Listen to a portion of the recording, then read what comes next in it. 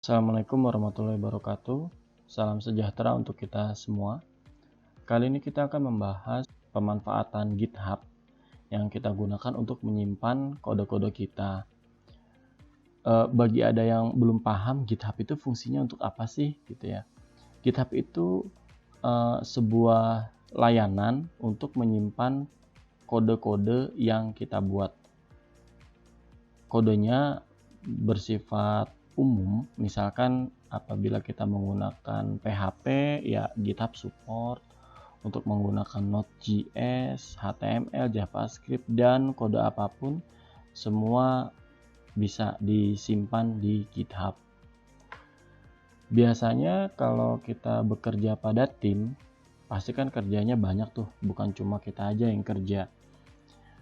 Kita bisa melakukan kolaborasi dengan GitHub juga. Jadi pada saat kita membuat sebuah aplikasi menjadi lebih cepat dibandingkan apabila kita menggunakan email-emailan. Kadang kan kita suka gitu ya, updatean satu, kirim emailnya, terus tadi kerjain sama tim yang satu lagi, itu nggak efektif. Jadi di sini kita menggunakan GitHub. Silakan dibuka github.com, terus kita klik sign up bagi yang belum mendaftar ya. Bagi yang sudah mendaftar boleh dilewati kok bagian ini. Tapi di sini saya akan menggunakan email saya yang lain ya. Saya sudah punya, tapi ini saya menggunakan email yang lain saja buat bahan praktek ya. Biar saya menggunakan email yang lain. Ini ada verifying account, kita verifikasi. Spiral Galaxy ini kalau nggak salah. Semoga benar. Pilih Galaxy Spiral ini. Ya kayaknya benar. Kalau sudah, create account. Tunggu sejenak. Nah, nanti akan muncul welcome to GitHub seperti ini ya.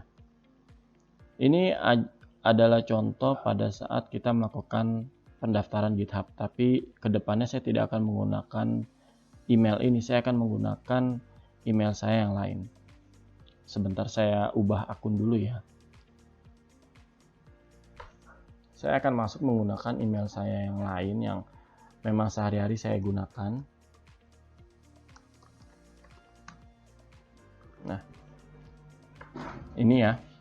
Ini adalah email yang biasa saya gunakan untuk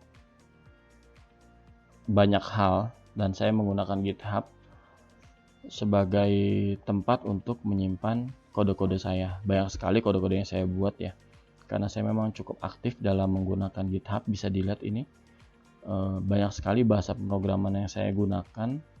Di sini bisa dilihat ya, di your profile itu banyak banget, karena saya memang suka bikin-bikin, suka belajar bahasa pemrograman baru, terus saya buat di sini. Ini terakhir saya buat di bulan Februari, itu saya buat ini ya, tentang Kotlin kemarin. Ini juga bisa kita buat dark mode-nya, dark mode jadinya. Nah, seperti itu. Jadi kita akan lanjut ke pemanfaatan aplikasi GitHub jika kita letakkan pada desktop.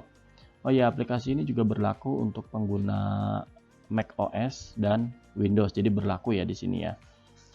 Untuk melakukan download, kita bisa aja langsung cari aja di sini, namanya GitHub Desktop.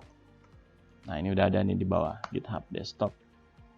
GitHub Desktop kita ambil ya, kita download dulu ya GitHub Desktopnya. Ini saya download. Tunggu sejenak ya. Aplikasinya nggak terlalu gede sih, cuma 99,8 mega. Baik, kalau saya buka langsung. Nah, di sini GitHub-nya langsung terbuka seperti ini. Nah, jika aplikasi sudah terinstall, maka dia bentuknya seperti ini. Kebetulan sekali bahwa saya sudah memiliki file-file repository yang ada di komputer saya, jadi dia otomatis terdeteksi di sini. Dilihat ya, di saya ini sudah banyak banget aplikasi-aplikasi yang sudah tersinkronisasi dengan GitHub. Kalau mau dilihat bentuknya seperti apa, di sini saya akan buka bentuknya. Kita bisa buka ya, Show in Explorer. Kelihatan ya, ini salah satu contoh punya saya. Nah, ini adalah punya saya nih di sini. Saya punya banyak sekali file-file yang saya letakkan terpisah pada folder GitHub. Jadi di sini si GitHub desktop dia akan sinkronisasi pada folder yang khusus kita buat. Adapun nama GitHub ini bebas, terserah kita mau ngetik apa aja bebas, karena tidak ada aturan ya di situ ya.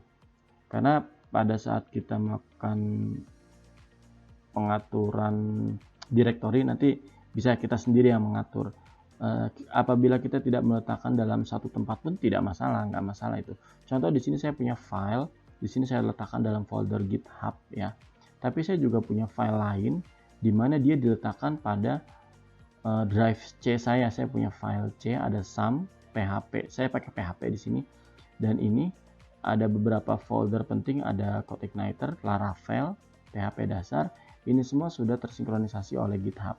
Contoh ya, kita lihat di sini ada CodeIgniter 4 penjualan. Kita lihat di sini ada CodeIgniter 4 penjualan. Nah, lihat di sini nih. Ini CodeIgniter 4 penjualan, dan ini kalau kita show explore ya muncul ini juga tuh. Nah, ini isinya. Nah, lihat ya. Sama, karena memang isinya ya ini udah sinkron. Apabila saya melakukan perubahan, maka dia di sininya akan ada konfirmasi perubahan. Kita lanjut, bagaimana sih cara kita membuat repository? Repository kita buat langsung dari sini saja. Pertama, kita akan pilih add. Karena kita mau membuat repository, jadi kita pilih create new repository. Anggap saja kita akan membuat uji coba. Dalam membuat nama repository, kita tidak boleh terdapat spasi. Makanya kita ganti dengan tanda underscore. Kemudian saya tambahkan underscore JavaScript. Ini contoh aja. Ini hanya contoh ya. Kemudian local path-nya ya, yang tadi saya bilang, saya pakainya local path-nya tetap GitHub, tetap di sini. Uji coba GitHub. Kemudian kita klik create repository. Tunggu sejenak ya. Uji coba JavaScript ini masih belum terdapat di web saya. Nih, lihat ya. Di sini belum ada repository uji coba JavaScript tuh, belum ada di sini. Karena belum kita publikasi. Kalau dipublish baru nanti muncul di halaman webnya. Saya publish repository. Saya kasih nama sama ya, uji coba. Kalau kodenya boleh dilihat oleh orang lain, ininya dimatikan saja. Udah, tunggu. Kita melakukan publikasi.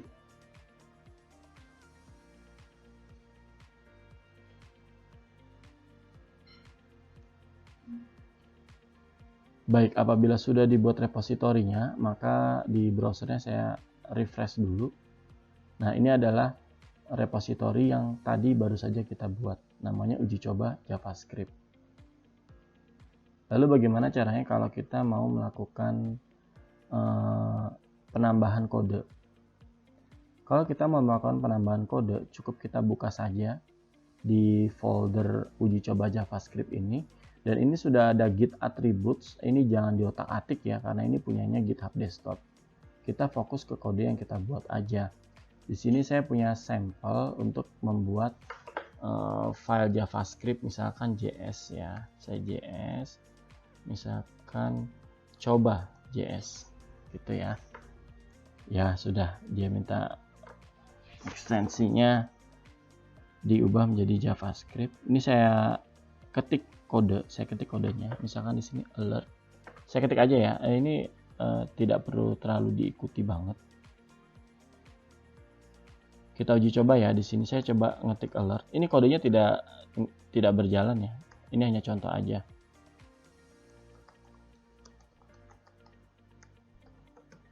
Misalnya saya ngetik kalimat ini. Saya simpan. Ya. Saya sudah simpan tadi. Kemudian apa yang terjadi di sini? Nah, di sini dia bisa mendeteksi adanya perubahan.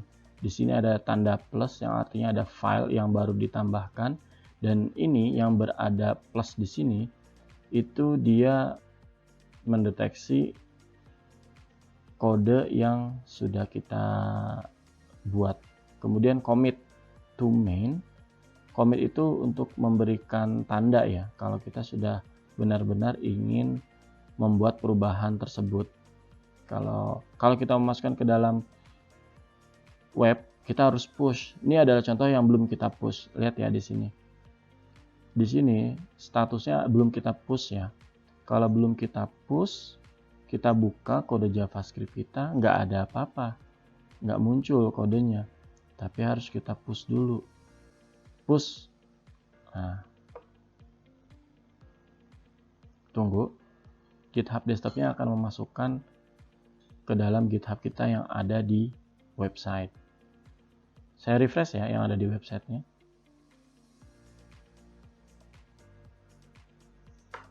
Nah, lihat ya, file tersebut sudah ada, namanya coba.js nih ya. Kalau kita buka kodenya, kita klik aja coba.js-nya. Muncul kalimat alert GitHub desktop. Itu sama persis dengan apa yang tadi kita buat di sini. Sama ya. Misalkan saya buat baru lagi.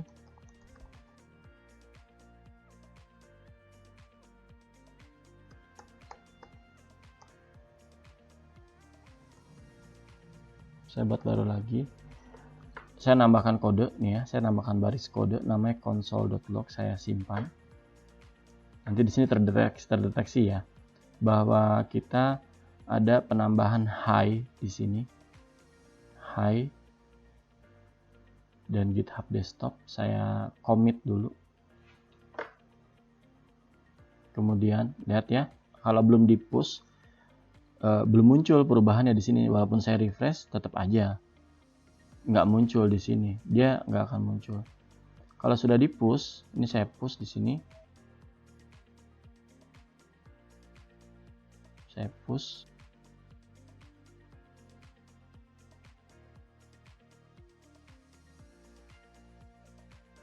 Kalau sudah di push, saya refresh. Nah, lihat muncul ya perubahannya. Jadi kode kita itu masuk semua ke dalam GitHub yang terdapat pada halaman web. Lalu bagaimana jika kita sudah memiliki folder namun belum dibuat repositorinya? Karena kasusnya di situ kita sudah memiliki folder, jadi kita hanya mendaftarkan saja ke dalam repositori. Kebetulan sekali saya belum membuat folder yang dimaksud, jadi saya buat folder dahulu ya. Saya membuat folder, misalnya coba repo. Saya punya folder namanya coba repo, dan saya di sini meletakkan sebuah file. Di sini saya kasih file txt saja ya. File 1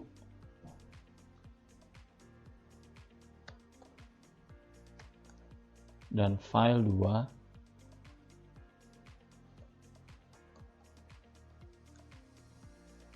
Ya, ini adalah folder yang sudah saya buat tapi belum didaftarkan ke dalam repositori GitHub desktop. Lalu bagaimana cara mendaftarkannya? Pertama, kita masuk ke tombol add ini, kita klik ya tombol add-nya. Add existing repository. Kita ambil lokasi folder yang tadi kita buat. Saya membuatnya di C, dan saya punya folder namanya coba_repo. Select folder. Di sini GitHub mengetahui bahwa kita belum memiliki repositori sebelumnya. Maka kita diminta untuk membuat repositori. Di sini ya, kita klik create a repository. Kemudian biarkan namanya coba repo. Apabila ingin diubah juga boleh kok. Tapi saya memilih untuk tidak mengubahnya. Kemudian klik create repository. Tunggu sejenak. Terlihat ya, di sini kita ada tambahan folder Git dan ada tambahan file bernama Git attributes. Nah, kalau kita publikasi atau kita publish repository, maka repository kita sudah ada di website GitHub. Saya klik publish repository. Saya memilih agar kode saya dapat dibaca oleh orang lain, maka saya melakukan uncheck pada keep this code private dan klik publish repository.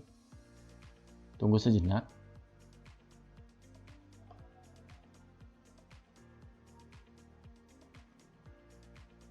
Nah, proses telah selesai. Kita bisa melihatnya pada GitHub. Saya bisa klik di sini, view on GitHub.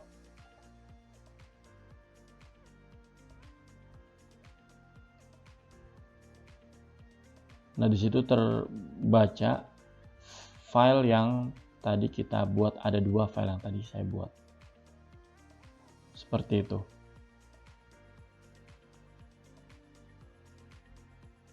Jika kita telah memiliki repository pada GitHub, bagaimana cara menyimpannya pada komputer? Kita bisa menarik repository yang ada pada github.com ke dalam komputer kita. Caranya dengan klik add, kemudian pilih clone repository.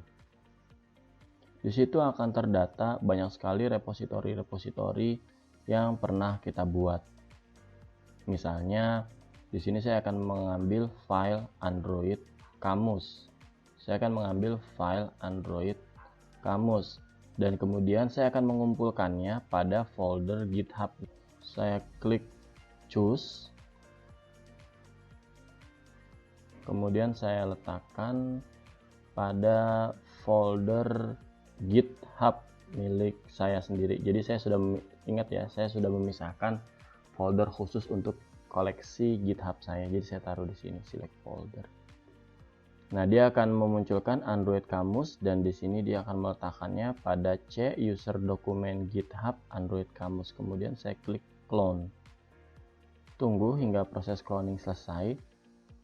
Jadi proses cloning itu dia akan mendownload seluruh repository ke dalam komputer kita. Nah, saya klik OK ya yang tadi. Sudah selesai. Kalau mau dilihat hasilnya, kita klik aja Show in Explorer. Ini adalah file-file Android yang saya miliki. Lalu bagaimana caranya jika kita ingin berkolaborasi dengan tim atau kawan kita agar saat mengerjakan project menjadi lebih cepat? Saya akan mengambil kasus dari coba repo yang tadi kita buat di sesi sebelumnya. Pertama kita klik view on GitHub. Kemudian klik setting. Klik manage access. Di sini kita disuruh masukin password ya.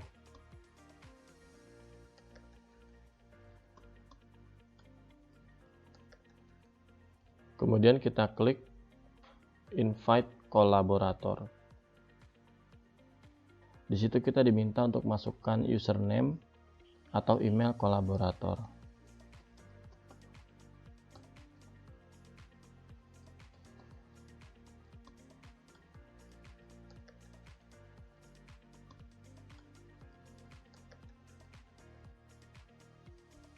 Saya memasukkan email yang sebelumnya pernah saya buat. Terus klik add to this repository.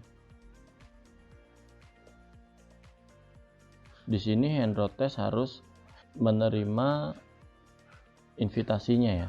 Dan invitasinya itu masuk ke dalam email hendroprwk@live.com.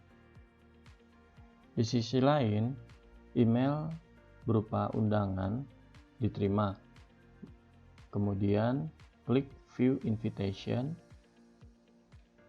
Dan kita bisa buka pakai Google Chrome atau aplikasi GitHub di Android kalau memang kita sudah melakukan instalasinya ya. Kemudian klik accept invitation. Kita bisa melihat kodenya hendroprwk08 di sini. Jadi kita bisa bekerja secara bersamaan. Nah, di sini kita ada kasus di mana kita sudah membuat kodenya sudah kita tambahkan ya. Tapi ternyata kode yang sudah kita tambahkan itu bermasalah. Solusinya adalah kita dapat mengembalikan ke kode lama kita. Berikut contohnya. Saya akan membuka coba repo yang kemarin kita buat. Saya menambahkan teks baru pada file 2.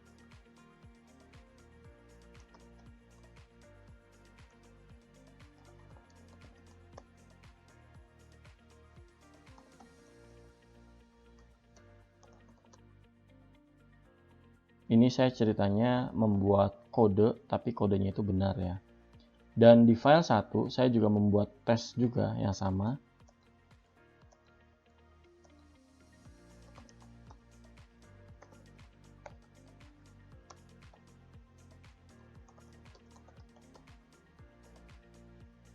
Kedua file ini sudah saya ubah dalam studi kasus ini ya.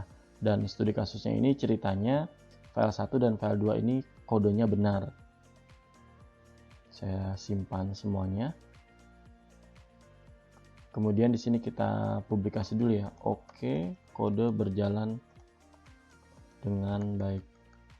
Kode berjalan dengan baik.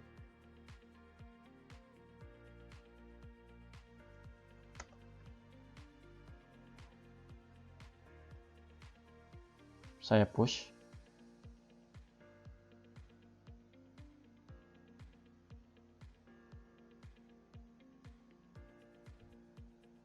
Kemudian saya tambahkan lagi pada file 2 tes 3 kode benar juga.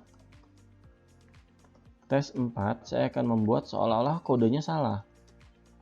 Di sini file tes kode 3 yang kodenya benar sudah kita tambahkan, dan kode tes keempat juga sudah kita masukkan ya dengan nama kode salah. Saya simpan. Ya, saya versi salah.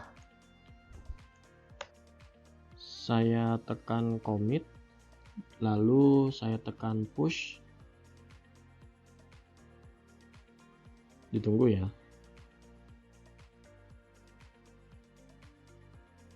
Baik, kalau kita lihat pada view on GitHub,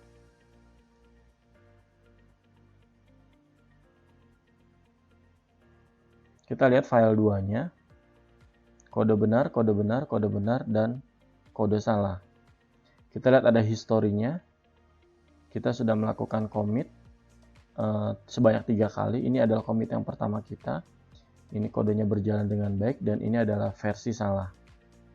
Pada saat commit ini versinya salah. Lalu bagaimana cara mengembalikan kesalahan kita? Yang pasti saat kita mengembalikan kode, maka kode yang di-commit bersamaan pada saat itu akan diulang semuanya. Contoh di sini ya, kita lihat pada commit versi salah, saya akan membuang ke 3 hal ini. Enggak sih, tepatnya sih bukan 3, tapi 2 ya. Karena kan yang nomor 2 ini saya cuma memperbaiki saja. Yang 3 ini. Baik, caranya adalah dengan cara klik kanan pada versi salah, kemudian revert changes in commit. Kemudian push origin.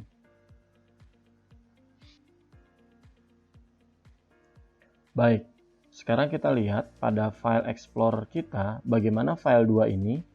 Lihat ya, kodenya berbeda. Nah, berikut saya bandingkan dengan video sebelumnya. Ini video yang telah kita commit versi salahnya, dan kemudian kita kembalikan lagi.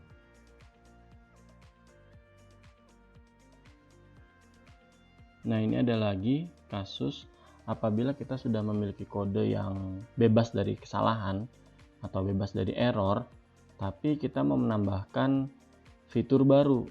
Bagaimana caranya biar tidak bentrok gitu ya dengan kode yang sudah benar. Yang pastinya kan kalau kita menambahkan fitur atau ada penambahan-penambahan lain, pastinya akan merusak kode yang sudah benar-benar berjalan dengan baik itu ya. Nah, solusi itu kita bisa menggunakan namanya branch. Nah, di GitHub itu ada istilahnya branch, seperti pada gambar ini. Di sini ada branch bernama master, di mana branch master itu berisi kode yang sudah benar dan bebas dari kesalahan. Sementara kita akan menambahkan fitur baru, silakan bisa dilihat titik-titik yang berwarna biru. Ya, itu adalah branch di mana kita sedang melakukan penambahan fitur atau sedang memperbaiki kode-kode yang kurang.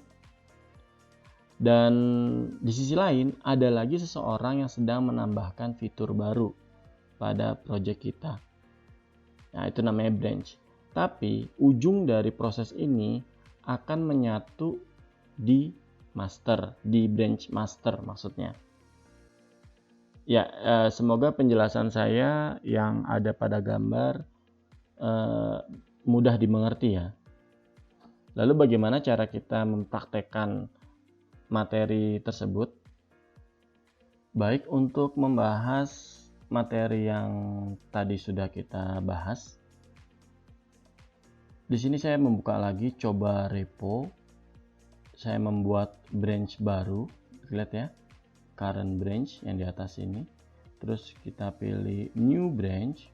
Saya pilih fitur 01. Saya buat ya branch baru bernama fitur 01.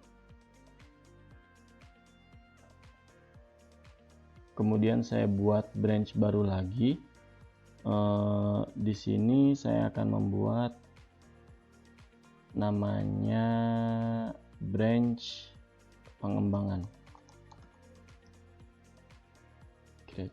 Jadi branch pengembangan itu adalah branch yang memang kita tuh dalam tahap pengkodean lah ya.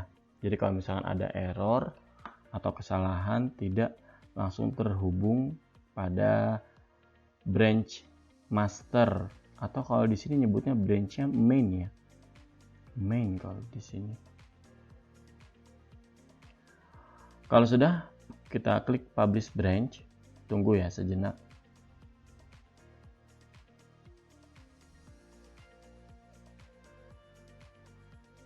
Baik, sudah selesai. Nah, sekarang kita akan membuka file baru. Saya membuat file baru aja lah ya. Saya membuat file baru, di sini saya pakai teks aja. File 3 dari pengembang. Dari pengembangan ya. File 3 pengembangan. Baik, ini file 3 membuat pengembangan ya, dibuat dari branch pengembangan, dan saya akan mengetikkan file 2 berisi tes3 kode benar pengembangan.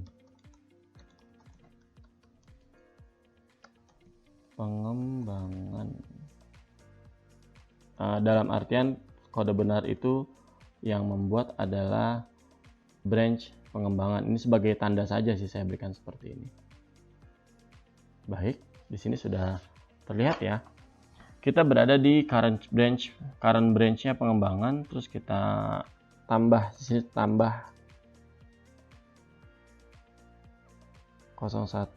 pengembangan. Saya singkat aja peng ya, peng. Commit to pengembangan. Saya push.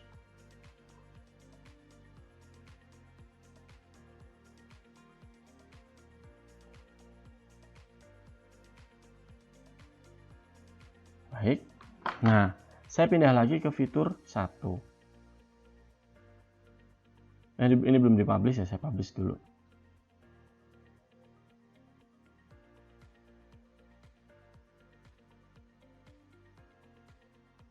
Tunggu.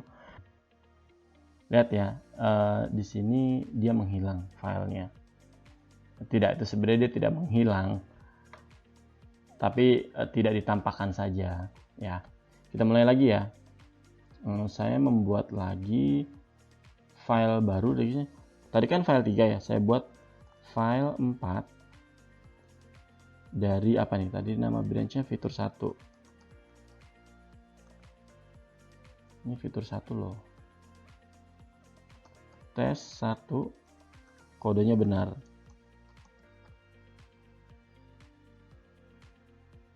Save.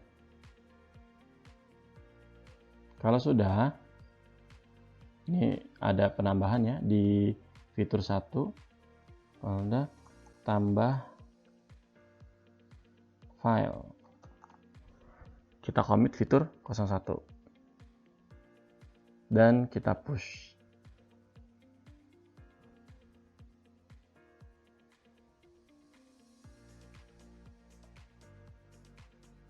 Tunggu sejenak. Nah, di sini nih kita sudah memiliki 3 branch ya. Pertama, branch yang main, fitur 1 dan pengembangan. Coba misalkan saya menggunakan pengembangan. Apa yang terjadi? Lihat foldernya. Coba dilihat foldernya. Lihat ya di folder ini. Terlihat ya, setiap saya mengubah branch, dia akan menyesuaikan file sesuai dengan branch-nya. Lihat di sini. Mungkin saya geser ke sini. Benar ya, di sini aja ya. Lihat ya. Saya ubah di sini, saya pakai main. Nah, ketika saya pilih main, folder coba repo di sini menyesuaikan file-file yang dimiliki oleh branch main. Dan apabila di sini saya kembalikan ke pengembangan, maka dia akan menampilkan file pengembangan dan file 2-nya pasti kita udah isi ya. Nah, kalau udah benar dari pengembangan. Saya ubah lagi. Saya ubah lagi ke fitur 1. Nah, cuma ada tulisan fitur 1 aja. Kalau udah benar, file 2-nya lihat. Nah, tidak ada tulisan pengembangnya. Karena si GitHub ini menyesuaikan sesuai dengan branch-nya. Selanjutnya, kita akan mengambil contoh cara menggabungkan fitur 01 ke dalam branch main. Caranya adalah kita kembali dulu ke branch main ini. Kita kembali ke branch main. Kemudian klik choose a branch to merge into main. Kita klik ya. Kemudian merge into main, kita kliknya fitur 1. Jadi di sini ada tulisannya this will merge one commit from fitur 01 into main. Ini kita mergernya. Jadi kita masukkan isi dari fitur 01 ke dalam branch main. Kalau sudah, kita klik ya merge fitur 01 into main. Tunggu sejenak, kemudian kita push to origin. Nah, di sini kita bisa melihat pada fitur main foldernya, isi foldernya sama dengan fitur 01. Isi foldernya ya, sama ya dengan fitur 01.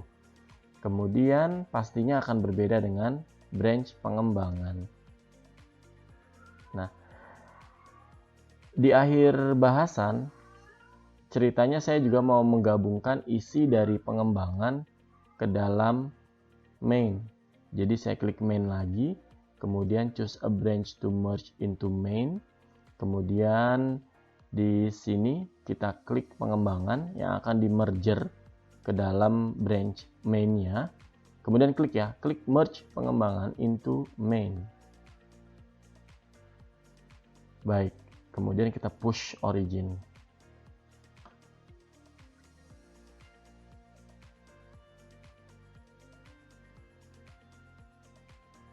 Nah, seperti itu yang terjadi. Jadi sekarang semua file itu tergabung menjadi branch main.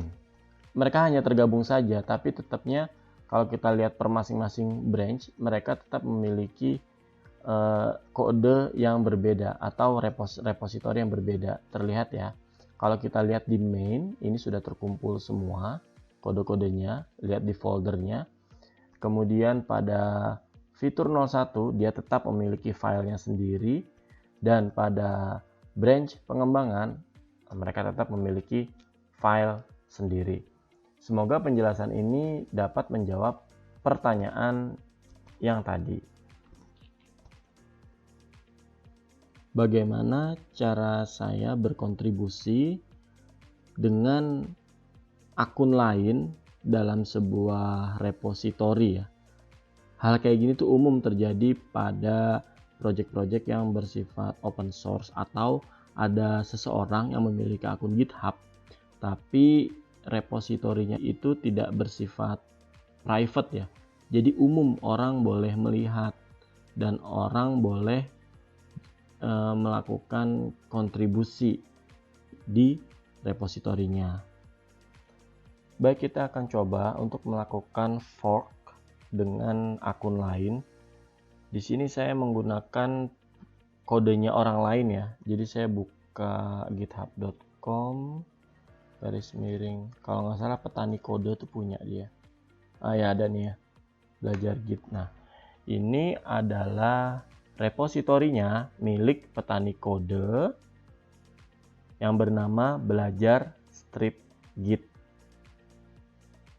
Ketika saya klik fork di sini, di situ terlihat ya ada fork your own copy of Petani Kode belajar strip Git to your account. Kita fork ya. Sudah, maka sekarang belajar Git menjadi milik saya.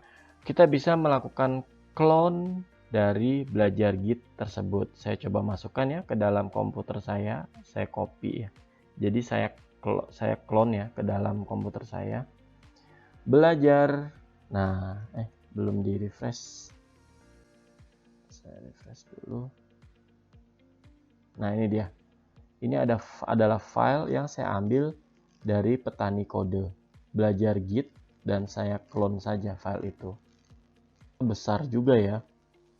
Kita tunggu saja kalau begitu. Nah, kalau sudah, kita di sini akan dihadapkan dua hal. Yang pertama, kita akan berkontribusi terhadap proyek utamanya, yaitu Petani Kode belajar Git, atau akan kita jadikan menjadi milik kita sendiri. Gitu. Di sini saya memilih yang di atas aja ya, karena kita sebagai percobaan. Saya klik continue. Baik. Udah. Kalau sudah, kita lihat ya, show in Explorer. Lihat. Ini adalah file-file yang dibuat oleh Petani Kode. Seperti itu. Baik, di sini saya akan mencoba membuat file saya sendiri. Di sini saya buat ya.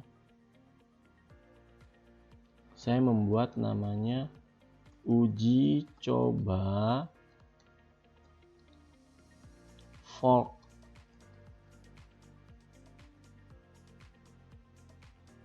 Saya membuat file namanya uji coba fork.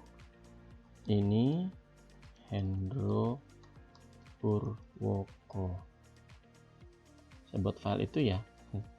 Saya save.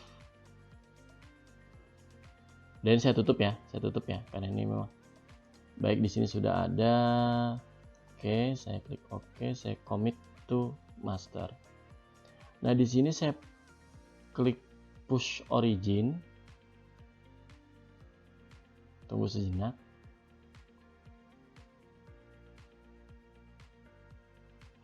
Nah, tadi kita baru saja melakukan push origin. Nah, kita lihat ya. Nah, di sini kalau dilihat di belajar Git itu terlihat ya hasil yang tadi sudah saya buat di uji coba fork.txt. Ini file yang tadi saya buat ya. Ini file yang tadi saya buat. Lalu bagaimana pengaruhnya dengan miliknya Petani Kode? Saya buka Petani Kodenya.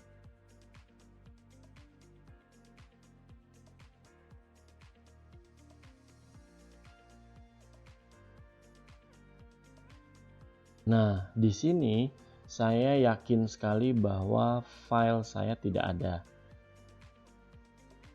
Kenapa bisa begitu? Kita buka kembali GitHub desktopnya dan kita lihat kita sekarang berada di repositori belajar Git. Di sini pada saat kita melakukan push akan ada otomatis namanya pull request. Pull request ini, pull request artinya aja permintaan untuk menarik ya. Dalam artian di sini permintaan agar si petani kode yang memiliki repositori belajar strip Git itu menarik kode yang telah saya buat. Begitu ya. Jadi si pemilik repositori itu harus menarik file atau kode-kode atau juga bisa jadi perubahan yang telah saya buat.